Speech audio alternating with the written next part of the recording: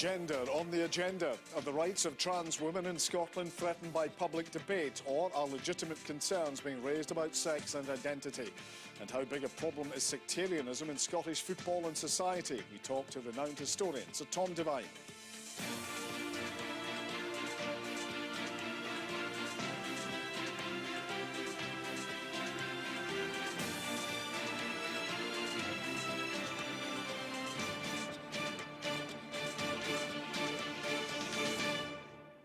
Dame Emma Thompson and a number of SNP MPs have joined other influential women from across the UK in signing an open letter in support of transgender women in Scotland. Concerns have been raised about women's spaces, such as changing rooms being accessed by men who identify as women but haven't undergone any physical changes. But the letter takes aim at what it says is a rise in ill-informed articles and commentary, where writers insinuate that trans women are not women. And it goes on to state that the rights of trans people to access gender-specific services is an already settled legal matter. Well, to address some of the issues surrounding the emotive debate, we brought together the journalist Angela Haggerty, who co-signed the letter, and Susan Smith from the campaigning group For Women Scotland. Angela, why did you sign this letter? It's really quite simple, it's straightforward. I'm really deeply worried about the tone and the nature of some of the debate we see around trans identity, and that's why I signed a letter, because I want to send a message as a woman to the trans community, especially to trans women, to say that I support them and I support their inclusion. I see a lot of parallels in this debate with the gay community and what they faced in their fight for equality. And people will remember this, you know, the idea that gay people were somehow people that you should be suspicious of, or they were threats to children, you know, all of that kind of stuff.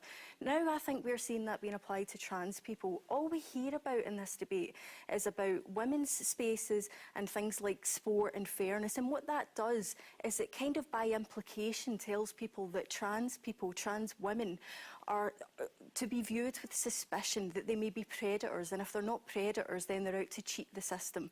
This is not representative of what trans women are really facing, the huge struggles that they have to go through, and as a woman I want to be able to say to them, I have your back, I stand with you. Susan, are you the sort of woman she's talking about with these views? No, not at all, and in fact I would really welcome a change in the tone of the debate, because it's been women who have been on the receiving end of really quite violent threats. We've seen some horrific cases of threats and abuse and assault, and every women's meeting that has attempted to discuss this has been, the venue's been harassed, there have been attempts to no platform women with views. And when we talk about this, we are not talking about genuine trans people. What we are talking about is the problem with allowing safeguards which have been put in place for years and which now allow any male who identifies as trans to access services which are single-sex for a reason. There have been very good reasons, and we are really quite worried that we are seeing increases in women self-excluding from all sorts of services that are supposed to provide for them. And the services that have been mentioned, some of which have signed the letter, our sister group, Women and Girls in Scotland, actually approached them and asked them if they had checked with the women who use the services if this would cause issues with them. And they hadn't. So they have done their own survey, and they found that many women are now self-excluding. And they are self-excluding for the risk of coming across a full-bodied male who has undergone no transition, who is allowed to access these services. OK, let me put that to Angela. Are you concerned that women are self-excluding? Can you understand the concerns expressed there by Susan?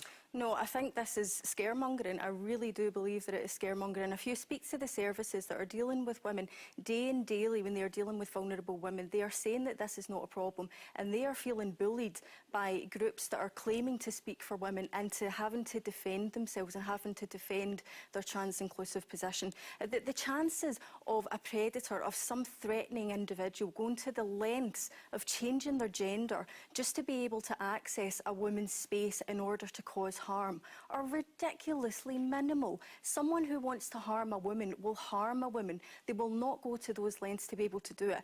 If there are any examples of that, they are so small in the grand scheme of the problem of violence against women that to become so distracted and fixated on the issues facing trans people and trans women in particular, I think there's something really disturbing about that. And I would bring it back to those parallels with the gay community. People can sense the tone here. It's very transparent, and I am one of a growing number of women who are still adding their name to that letter to say women, like, with no disrespect, but the group that you represent, it's called For Women. It doesn't speak for all women. It certainly doesn't speak for me. Yeah, we've certainly not claimed to speak for all women, but it's quite evident that a lot of women are very concerned. 2,000 people have liked Joe McAlpine's tweets. We are not here to make life difficult for the trans community, but what we are here to do is to say that women have rights which are protected under the Equality Act. And no one's suggesting taking those rights away. They have, because this has been vastly misrepresented. Those rights away. And if you speak to the LGBT groups who are working for equality, none of this is on the table. The idea that trans people are going to roll back the rights of women is preposterous. It's just not backed up. Under the Equality Act, single-sex providers are supposed to provide provision for women. They can exclude legal males.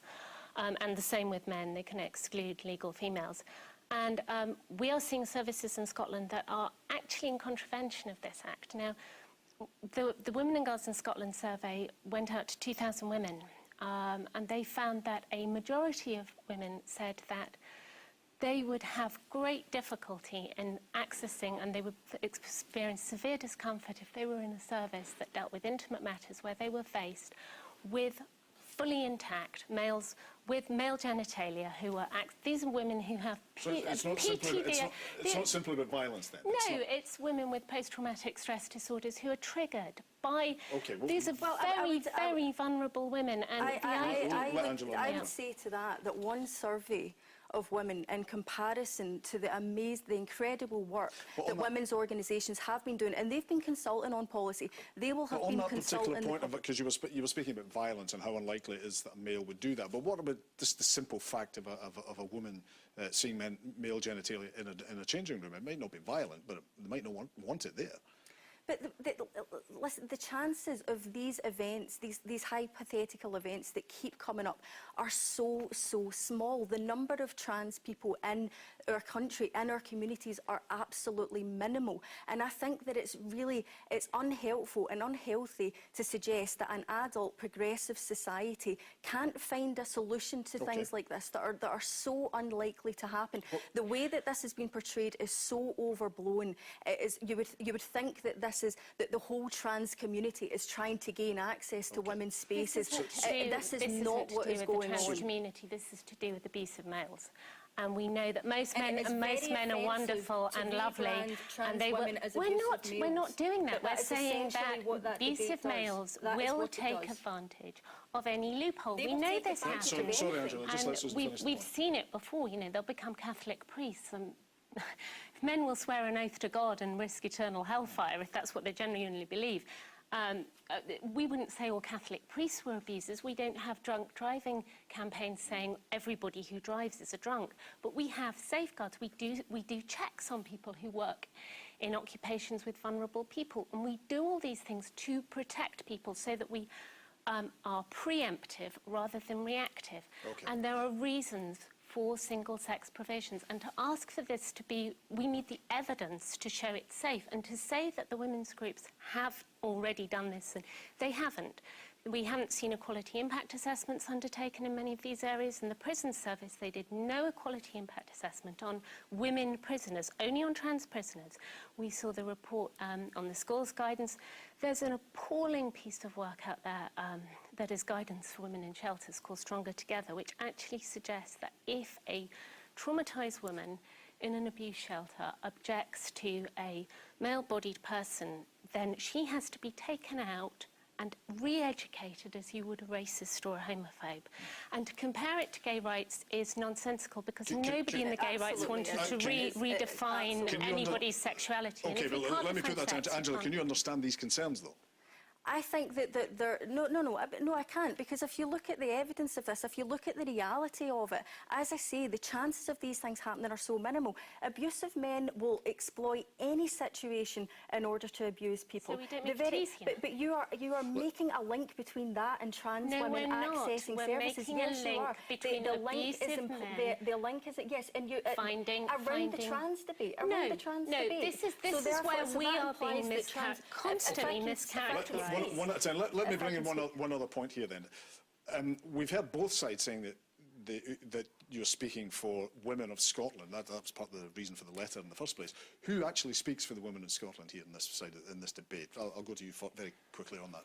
Briefly on that point. I think the overwhelming response Joe McAlpine's had shows that there are a lot of women who are incredibly grateful. There are a lot of women who've been silenced in this, and to claim that women have had the access to the media platforms is nonsensical. But you're sat here right now. Yes, eventually. I mean, but John, if I had a pound for time. every time I've read a column or saw someone on TV saying that they're not being allowed to speak about it, then I would be a very rich woman, because that is quite often the only thing.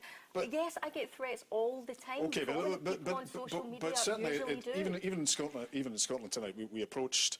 The letter says we believe that national conversations about gender-based discrimination and violence are necessary. But Rhiannon Spears, who was the chairman of the organisation behind the letter, wouldn't come on to debate tonight. She said she would do a one-to-one, but she wouldn't debate. How does that help the conversation? Well, listen, I can't speak for Rhiannon, and people have their but there is a lot of non-platforming going on. Well, the issue with non-platforming is if you use your freedom to not take part in something, that's completely your right to do that. But does that help the conversation? Well, that's Rhiannon's choice, and as I say, I can't speak for Rhiannon, but I understand why some people feel very uncomfortable when they're going on, a programme to hear people making those kinds of links between trans people, trans women and abusive males in women-only environments. It is deeply hurtful, and can I just bring attention to the suicide rates, the self-harm rates, the deep struggles that trans people have to go through, and to hear this sort of stuff levelled at their community time and time again is deeply, deeply harmful, and it's time. And many, many women want to speak up and stand with them in solidarity and say, this is not in our name. Very finally, very briefly, if you could respond to that specific point, please. Yeah, I think suicide keeps being weaponised in this debate, and it's awful, it's terrible, and it's dreadful that anybody is put in this position. But the fact not being weaponised. Well, that's appalling. It does get weaponised, and it goes against the Samaritan's guidelines on it. But the point is that what we need then is we need proper mental health provision. This is why we gave evidence at the committee saying that we need to collect proper data on the transgender community, not bury it under data on women. We need proper data so that we can understand the needs of this specific group, and we can plan services and we can offer them provision for healthcare, rather than just say if we let them be women and we push them into this other group, and I'm afraid everything will be fine. I'm afraid there we're going to have to leave it. But Angela, Susan, thank you both for joining us in Scotland. Thank you.